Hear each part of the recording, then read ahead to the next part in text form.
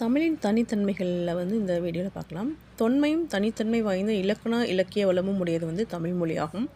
இலங்கை, Malaysia, Burma, Singapore, Indonesia, Fiji தீவு ஆகிய நாடுகளில் மட்டுமல்லாமல் தென்னாப்பிரிக்கா, Mauritius, England, Guyana, Madagascar, Trinidad, Australia, Canada போன்ற உலக நாடுகளிலையும் பேசப்படக்கூடிய பெருமையுடையது தமிழ் மொழி.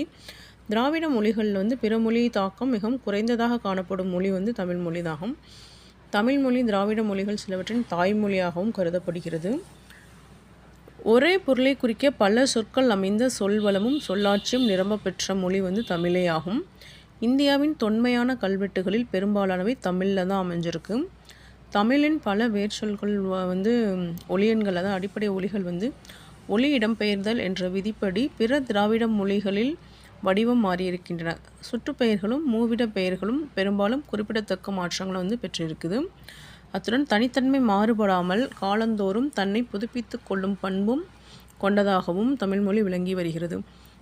எனவே பிற திராவிட மொழிகளை விட ஒப்பியல் ஆய்வுக்கு பொருந்தனையாக தமிழ்மொழி அமைகிறது. தமிழ்மொழி மூல திராவிட மொழியின் பண்புகள் பலவற்றையும் பேணி பாதுகாத்து வருகிறது. ஸோ இது எல்லாமே பார்த்திங்கன்னா தமிழ்மொழியோட தனித்தன்மைகளாக சொல்கிறாங்க.